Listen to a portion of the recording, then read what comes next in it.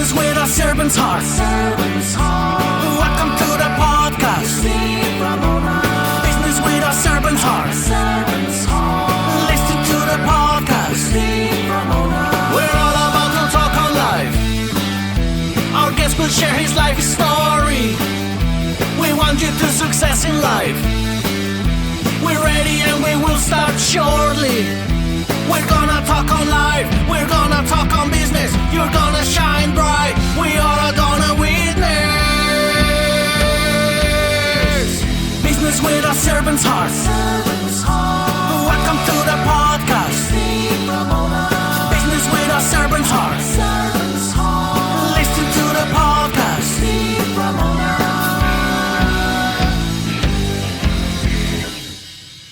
One of the main themes of my book is fairy tales. I still believe in fairy tales. I just think you have to rewrite them. They may not look like what you dreamed of as a child, and that's okay. So a coping toolbox was something I tried to put together. And when I really thought about it, I realized at the base of any kind of healing or coping for me has always been honesty. As I said earlier, you can't solve a problem till you admit there's a problem. So I took that word honesty and I made a little acronym so I could remember it. I want to invite you into the Business Network, my free school community for entrepreneurs and business owners who want to grow their network and scale their business. Inside, you'll get step-by-step lessons, monthly workshops, feedback, scripts, resources, bonuses, and a community of like-minded people who believe in helping each other win. Join us today at school.com, the Business Network, and click Join Group. I'll see you inside. Welcome, everyone, to Doing Business with a Servant's Heart podcast. And today we could say this: doing business and life with a servant's heart. Because business and life, and I didn't tell my guests while we were talking before, business and life, they bridge all the time. Something happened in your life, follows your business, something happened in your business, you come home with that, and how do you handle it? And my guest, she's blown me away. She's got my heart purring here, and I'm super excited to bring her on. But let's do our gratitude for today, because that's my support for people with mental health, which we'll talk about, is being grateful. And that's always sometimes tough to do. But here's it today. Oh, this is perfect for my guest. You're not just capable, you're extraordinary. Again, you're not just capable, you're extraordinary. You all are, and my guest is too. Let's bring her on. Stacy, welcome to the show. Hi, Steve. Thanks for having me. Well, and you're extraordinary because you're putting it out there, your personal story, your family, and we talked about that and how much goes out there, and you're impacting lives. So let's start with your story. Okay. Well, I'm the mom of 3, and my oldest child has borderline personality disorder, which is considered a severe mental illness. During COVID, I wrote my story down. I was laid off from a marketing consulting job, and I was home. Everyone else was home from college. My husband's a physician, so he never stopped, and I just wrote and wrote and wrote. When I first started writing, I really thought about, what am I writing about? And I wanted to write my story, not a tell-all. So the definition of a memoir is a protagonist relationship with an antagonist, and defining the antagonist was a tough thing.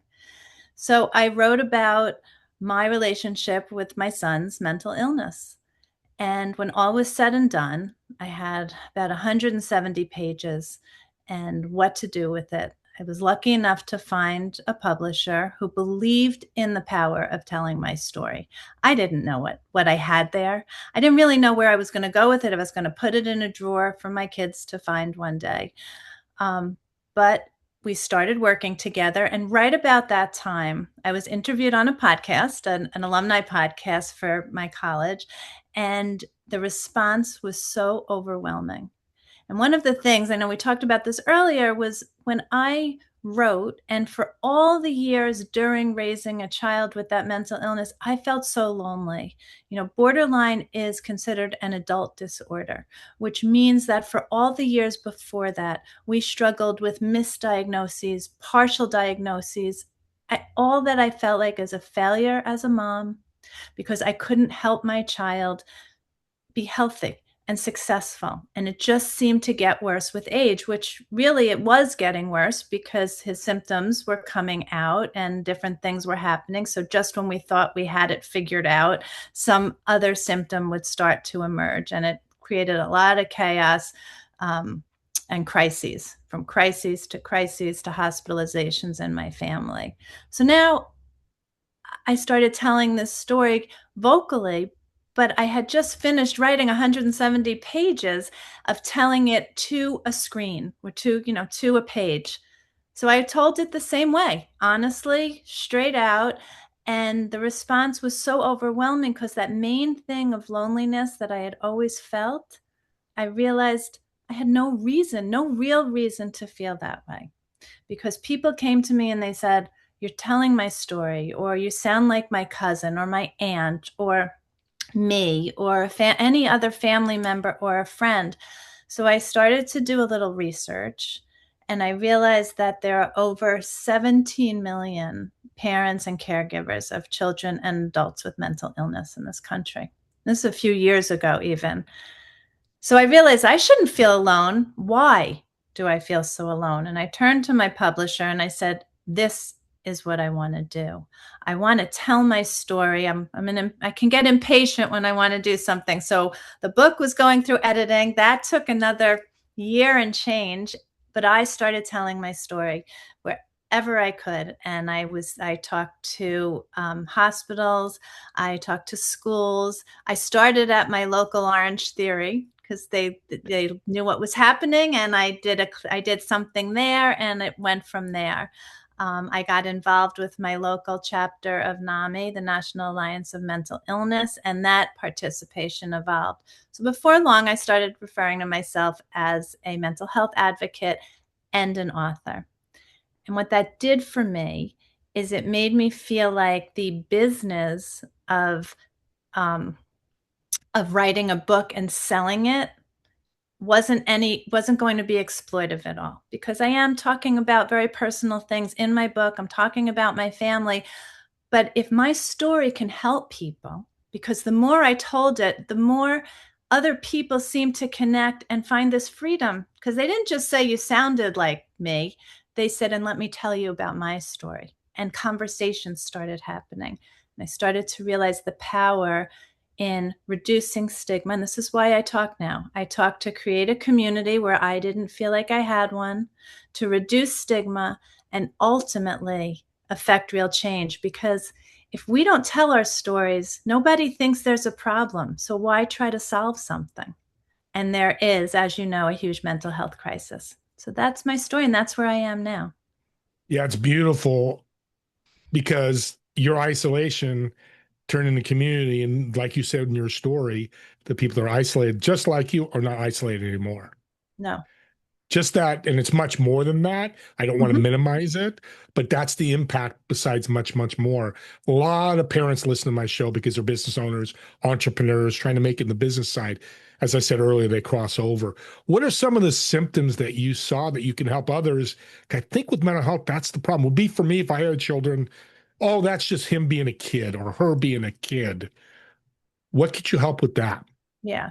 Well, I will say, my son was born Mali. I'll just clarify that. And he transitioned. He's still transitioning as an adult, really. And I say that early on because in the book, I refer to him as Mali because so much of it happened, the parts of the book before he transitioned, and he's okay with that. So if I bounce back and forth, I apologize. But when he was little, I always felt that there was something wrong. I mean, call it instinct, but he didn't play traditionally. But I didn't have any other children at first. He's our oldest. He was still doing side-by-side play way past when the other children would. We would talk about, respect everyone's hula hoop, but he would run up and grab people. And then there were strange behaviors. When he would be at play dates, he would cut off the hair of Barbies and throw them out the window of the other children. It wasn't malicious behavior. It was just out of the ordinary. There was a time that one mother called me and said, your daughter's sitting in our bathtub playing, very happy, but seems to have no interest playing with my child. And there was enough things like that. I would call him the light that burned brightest before he went to sleep. So he would run around almost frenetic and then when I'd get him to sleep, he slept so deeply that I was able to vacuum in his bedroom at night. And I would talk to friends and I'd be like, this is what's going on in my house. And they'd look at me a little funny. His kindergarten teacher said he's just growing. This is all okay. I listened to my instinct and we had him tested between kindergarten and first grade because at that point I had 2-year-old twins also. And when I had 2-year-old twins and I realized that it was easier for me to be with 2-year-old twins in my house than one 5-year-old girl, that something was definitely off. And my drive, as many other parents at this point, was to fix him before it started impacting, before he really knew what was going on.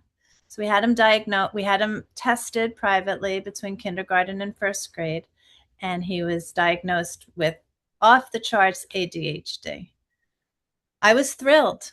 I thought we had, a cure. They put him on medication and we definitely saw improvement, but like every diagnosis that followed, that didn't quite fit.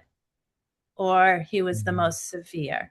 And we bounced around then. And as he got older and hormones kicked in and, adolescence hit, the busyness and the things that weren't malicious got a little more difficult. And there was cutting, there was opposition, there was depression and anxiety, and we just couldn't put it all together until a hospitalization when he was 17, and we finally heard the words borderline personality disorder.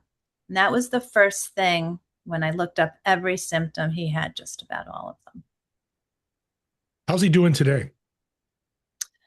Today is a tough time. Okay. He's gone through some really good times, but he has a son because he's still anatomically female, and he has a partner, and he lives in out of state in the South, and the frustration of raising a child led him to some drug use, and we've never had drug use. I was so grateful that with everything else going on, there was never drugs involved. So he's coping with that now. He just went into a place and he's hoping to get better.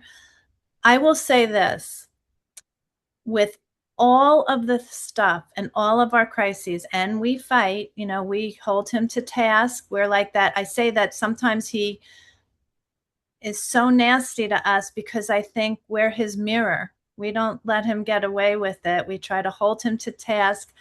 All we want is for him to be healthy and independent one day. It's pretty, doable.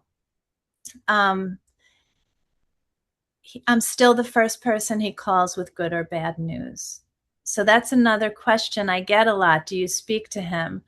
Yes. So we were texting right before he went in. Now he doesn't have his phone for 30 days, and his son is with his partner's mother for now, our grandson. Yeah. Mm-hmm. So go ahead. No, so it's definitely a crisis time for us. And with all the work I've done and I still do for mental health advocacy, drug involvement is a piece that I'm still learning about. Yeah. There's silver linings though. He is out on his own. Mm-hmm. He is trying to live that, which is, I hear, a Correct. big step, right? So that's, there are silver linings because I like to bring those out. The other silver lining is being a parent, talking to other parents. How does Stacy handle all this? What advice would you give the parents listening on that side of the fence? Molly's side is understandable. You're doing everything to fix, but what does Stacy do? Well, so it's interesting. When I started speaking and, I came up with different talks, I realized I always have had this need. When I tell my story, I want somebody that hears it to be able to take something away with it, even if I'm in a tough place. And I do think my story is one of hope, because I still wouldn't trade my life for anything. One of the main themes of my book is fairy tales. I still believe in fairy tales. I just think you have to rewrite them. They may not look like what you dreamed of as a child, and that's Yes. okay. So a coping toolbox was something I tried to put together. And when I really thought about it, I realized at the base of any kind of healing or coping for me has always been honesty. As I said earlier, you can't solve a problem till you admit there's a problem. So I took that word honesty and I made a little acronym so I could remember it, but it kind of made sense. So the first thing I say is honor your truth. You have to give air to what's going on in your home, because before you do that, you're just band-aiding what's happening and everyone has to buy in. Then, you have to own it. It's your problem, meaning don't let all the professionals and all the well-meaning family members start to make you second guess yourself. It's your family, you know best. N is notice the details, because we as parents want it to be okay, but No. it's not. And we have to notice that. And for instance, I know when Finn doesn't call me for a while that something's up. Now it's peaceful. It's a very peaceful time. There's no crises brewing, but I also know that something's happening. So you need to notice those things. E is educating yourself. You need to know not only symptoms and things like that, but your rights at the local, state, and federal school level. It's all about advocacy. And then S is really the heart of what you're talking about, is sharing your burden, which is a really big step, because once you let people in, you do kind of set up this reporting responsibility, because they want to hear what happened. And sometimes I'm 4 crises down the road and somebody says, how are you doing about that? And I don't want to talk about it again. So build your support network carefully. Some people like support groups. I didn't when I was going in the heat of everything when Finn was growing up, really because there was nothing online. And if you thought I was getting in the car and getting out at night after finally getting everyone to bed, now I would. I run a couple, so I think they're great that online. Sometimes just sitting on your couch is more comfortable. But you can join a Facebook group, you can join a church group, or you can just build it with your own family and friends. T, telling your story. The power in storytelling is immense. It's therapeutic and it helps people. And then Y is the yoga instructor in me, is you matter. Remember that. It's okay. We tend to think that there's something heroic in depleting ourselves so completely for our children, when in fact we're our best selves when we take care of ourselves. So take the yoga class, go on the date with your spouse, have a girls' weekend, because that stuff's still there when you come home. I tell this story that I used to play, I know it's very in style again, I used to play Mahjong every Thursday night when we were in the throes of the chaos in our house, when all the kids were teenagers. And I would leave at 7, so I'd get dinner set. And so all that had to be done was homework and bed. Now, I would come home and inevitably someone would drop me off, or I would drop someone. Everyone else's house was dark. We'd drive up to my house. Every light was on. There was food in the thing. My kids were running around and my husband snoring in bed. So you start to think, was it worth it? Yeah, it was still worth it. So The break, that's the breaks are so big. Even that hour, 2 hours, mahjong, pickleball, working out, whatever that, and that's the beautiful thing. It customized to what the person wants to do, which is beautiful. So what I'm hearing from you, the word with your truth is support. Go find the support, which helped you, because isolation, as you learned, is the worst thing you could do. Yeah. For you, I mean, just by definition, one of the key triggers of a mental health condition is isolation. So you need to maintain your own mental health. So there's so many, I'm glad there's silver linings. I got to say that. There's Come lots. here and listen to your story. And there always are some bigger, deeper than others. I had an expert, mental health expert on my show about a year ago and talked about what you said when people come up, well, how'd you handle that crisis? And audience, this is for you, and you probably know this, Stacy. Just say, how can I support you? If you bring up the chaos and crisis, go, yeah, I had a problem with this. I would love food because I'm not able to cook. I'm making an example, right? Is that a great step as for Yes, people, family, and yes. friends? Sometimes they'll say, I don't want to talk about it now. And as the person going Okay. through it, you don't have to worry that you're hurting their feelings, because if they really want to help you, if you say to them, I just want to be out and pretend that this isn't happening for a little while, that's okay too. And you'll quickly kind of break down who's the best person for what. You read my mind. I was just going to say, you kind of disqualify people that are, always, hey, let me do this for you. Let me do, okay, I'm going to stay away from Steve. He's a little too much right Right. now. I'm going to go to Jenny because she knows I can call her and she'll just listen, for example, or whatever it may be. And always, if you're not comfortable in this, tell that person like Stacy, I'm not comfortable. And then you can react like, let's go out and golf. And we're just going to talk about golf or life, Right. go book clubs and whatever you said.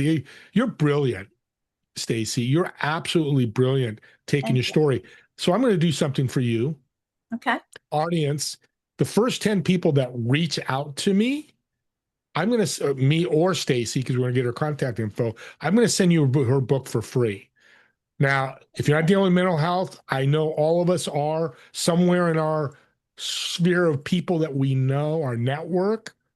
Give them that book or read it and share what you learn and share with others, or just learn that how to be more supportive.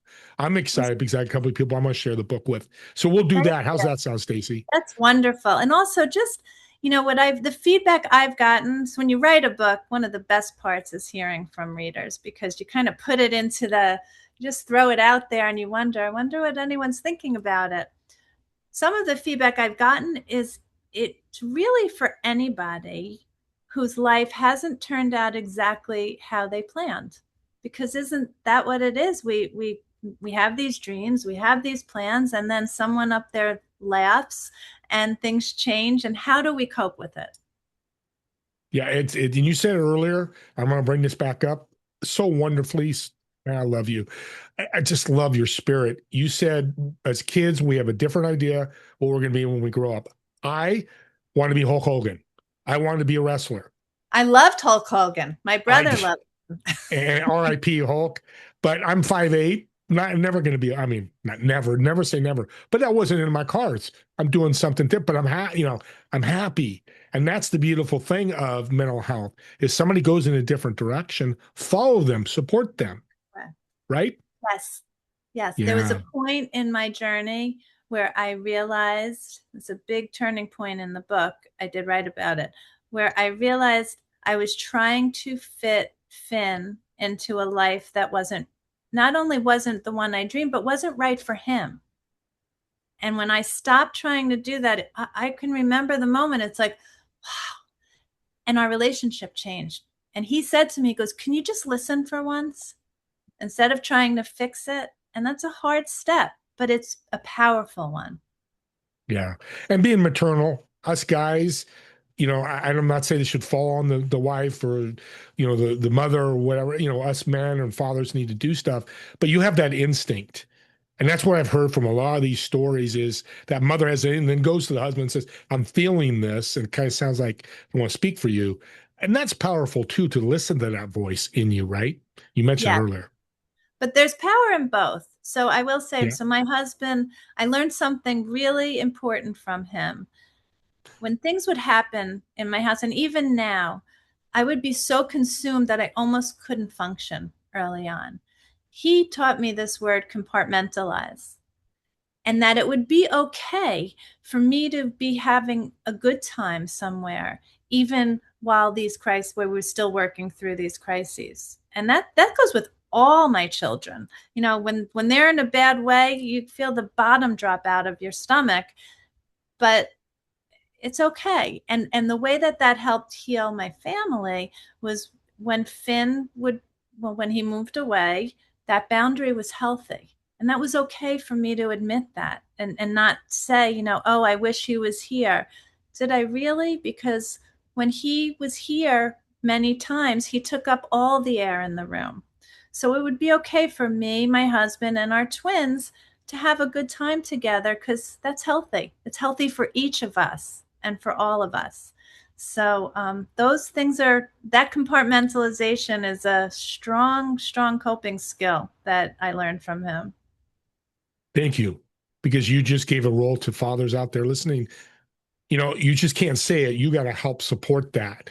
Like, hey, let's go to a movie, us, and have fun. And maybe it's a comedy, whatever that is.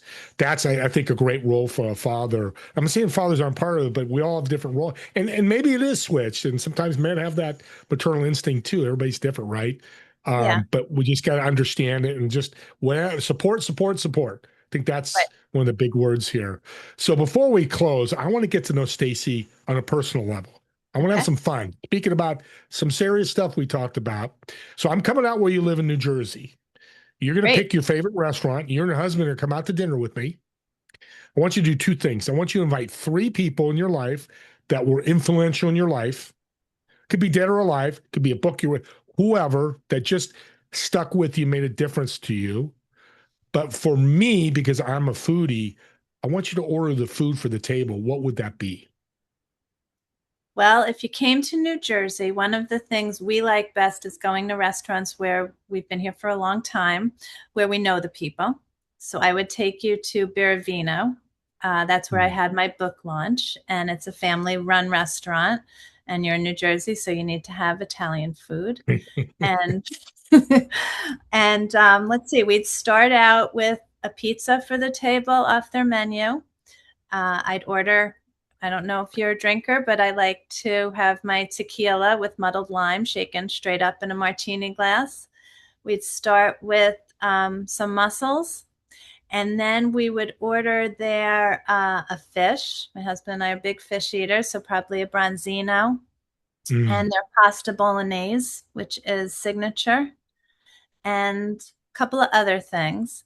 Then we would have you walk across the street to Lighthouse, which is an iconic Jersey Shore ice cream place. And we'd stand on line. I would get whatever the flavor of the day is with sprinkles in a cone, and my husband would get it dipped in a hard shell. And you're welcome to do whatever you want.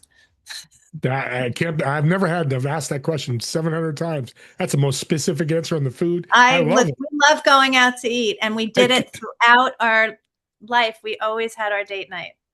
That's your joy. That's your happiness that you mentioned earlier. So who would you invite? Who are 3 people that would, we'll bring the kids too. So let's bring the kids as well. Okay. But 3 people have changed your life. First one I would bring up, because as I mentioned to you, we're in the middle of going through a move. And anytime I have a big life event, I think about my grandmother, who's been gone since Finn was 13, so 17 years.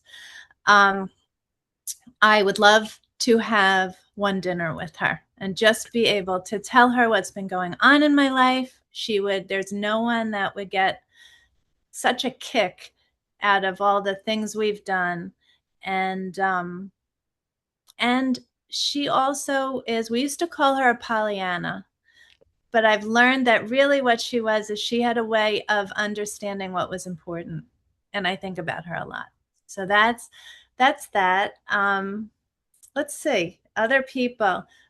Well, probably Ruth Bader Ginsburg, because I think that she did so much for women, and I've listened to my daughter. My daughter is an attorney fighting for women's rights and trying to make the world a better place. So that would be very fun and interesting to hear her. And she's also started at Cornell. So that's a big deal. And that's where I went to school. Let's see. Who else? Well, why not? It's Jersey. Why not invite Bruce? Oh, get a little music with Ruth talking. Have a little fun.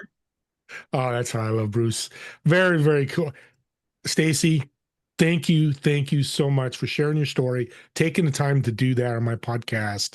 I know people listening, especially parents, especially mental health advocates, or dealing with it. How can they reach out to you? Well, they can always reach me via email, which is Stacy, STACYROSS, speaks. So it's 3 S's in there. STACYROSSSPEAKS @gmail.com. Also, stacyross.speaks.com is my website.